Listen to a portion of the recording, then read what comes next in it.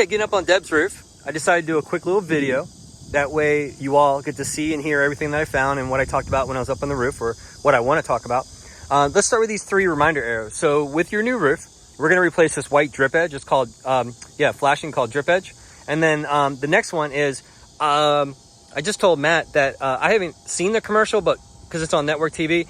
And but there's a Collis commercial that says if you buy a roof, you get free gutters. So I already did the sketch this morning from the office, and I put new gutters around the entire house. So that's already included. It's a different promotional bucket of money, but hey, at least your whole house will have gutters now.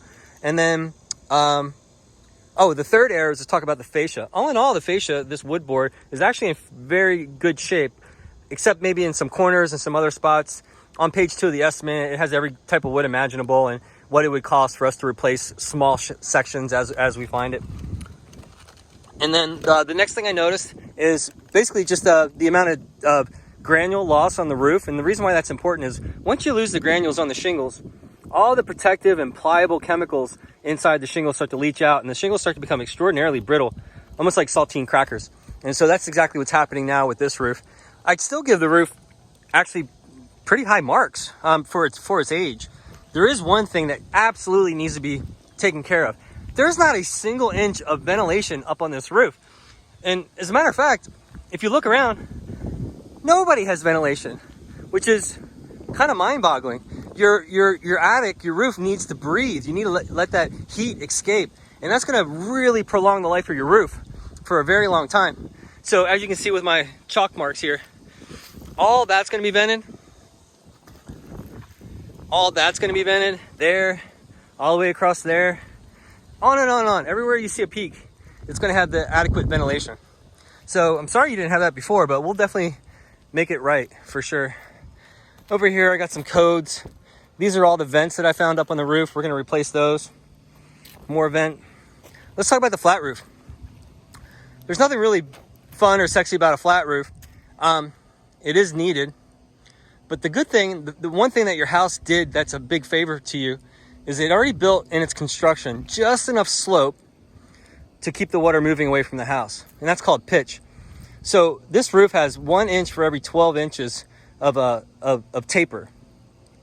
So that's great. That way we don't have to add this very expensive insulation board to give the roof what it needs as far as keeping that water moving off the roof. So I'm happy to see that. That's going to definitely save some money.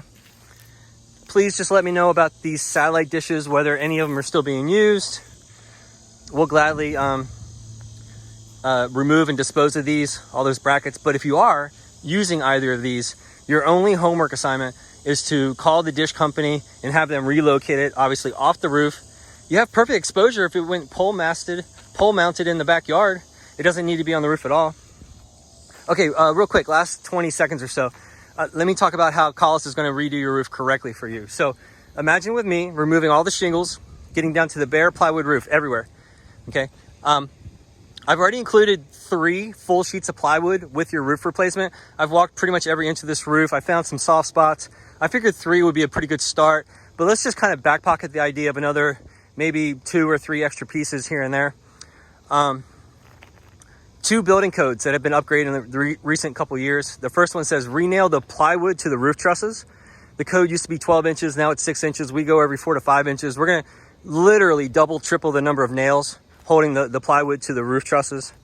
And then the other really important one is called waterproof barrier, peel and stick. I'm heading for the shade because it's crazy hot. We're gonna cover every inch of this bare plywood roof with this super sticky rubberized waterproof membrane. It's called peel and stick. Now, a lot of other companies, they still use that old-timey felt paper. We do not. Every house that I do has every inch peel and stick. It's not a question of if, but when we get another hurricane, even if you get water pushed up underneath the shingles, it's still not going to allow water inside the house with the waterproof barrier. That's what's so important about that. And that's included. There's no extra charge for that.